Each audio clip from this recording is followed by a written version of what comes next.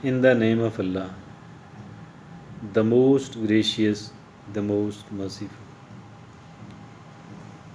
There is a book, world famous book, and the title is Magic of Thinking Big.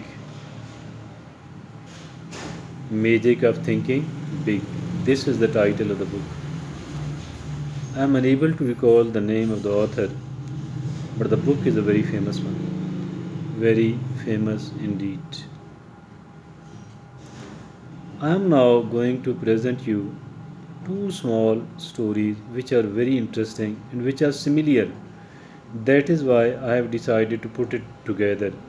That is why I have decided to describe it, to share it in one talk, in one video.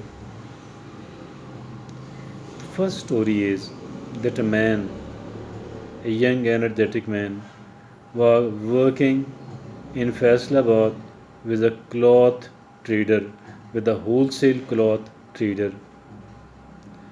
And as a salesman, he used to travel to the small cities, other cities, as a representative of that particular wholesale trading, cloth trading shop, supplying the cloth, collecting the money, etc. etc.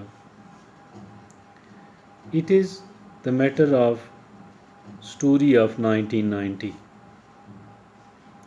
It began from early 90s. Then he decided that he was quite an ambitious, quite skilled, quite hardworking, energetic, rather I shall say, dynamic person. He realized that the job is not going to give him much. He decided to leave the shop and decided to work as a self-employed person in the same line. Wholesale cloth trading, working in this field as a self-employed person. He chose only one small city, that I shall be buying the goods, I shall be buying the goods, shall be getting the supplies of cloth from Faisalabad and shall be selling it at the wholesale prices in one small town, one small city. He selected a city as well, started his business. Initially, his target was 200 rupees per day. 200 rupees per day. He thought this is something which he needs minimum to keep the house going. Started from a scratch, started from a very small scale, but the line was good one. The field he decided to work with in was good indeed. The field was great, but since he was a penniless person, he decided to start from a scratch. He decided to start from a scratch. Initially, his target was 200 rupees a day in the early 1990s. Started supplying cloth to this small city only, buying from Faisalabad on credit, supplying on credit. But he was skilled in his job, somewhat expertise about the cloth business was there in his hands, in his mind. He started growing, growing, and growing. Within few years, he became the best supplier in that small city, and millions of rupees were changing hands through him.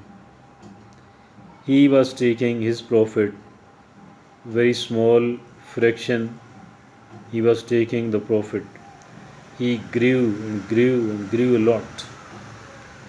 He took the money from that small city, from the people, and invested it into his own business, started giving those people a bit of more return as compared to what the banks were offering. He became the best businessman in that small city as far the wholesale cloth trading business was concerned.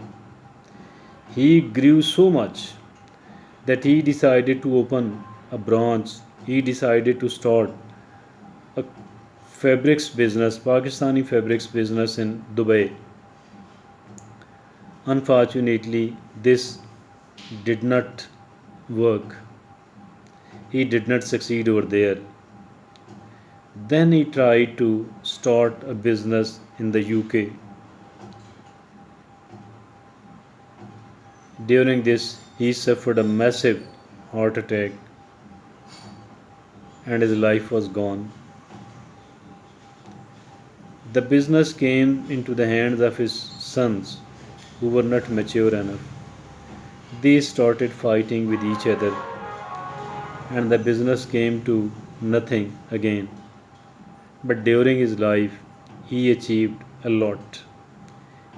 And the only asset left was a good house he constructed with his income in that small city. So then there is another story which is even more motivating, which is even more inspiring. A friend of mine was working with a government contractor who was his close relative. After some of the time, he felt frustrated with the attitude of his relative, the relative who was his employer as well. He started to leave him and started to do something on his own. Although the things were very encouraging, not so encouraging for him because he did not have money at all. He did not have money at all.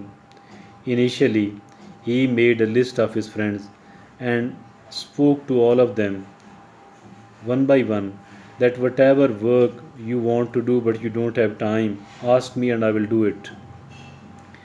The purpose of this venture was this was something very creative.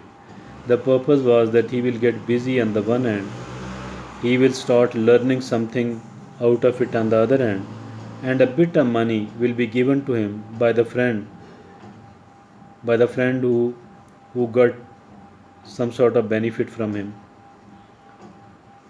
Then an idea came to his mind that he will start working as a real estate agent.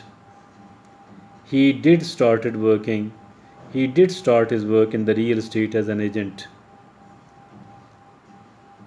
I saw him. I saw him during those days. He was wearing rags, very old clothes, almost unwearable. That is how he started.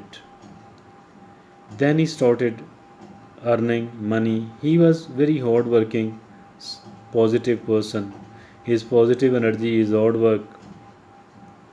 He was not intelligent. He was not very educated. Not intelligent, not educated, but serious enough, damn serious in his work, hardworking, and not a cheater, not a fraudulent person. He earned a very good amount of money out of the real estate sector and he is still earning money out of the same sector. Now, what is something which we can learn out of both of these stories?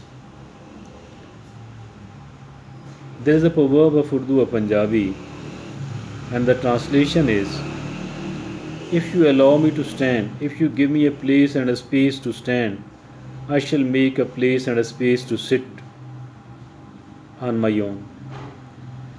If I could succeed in getting a place to stand, then I shall inshallah be able to make a place for me to sit.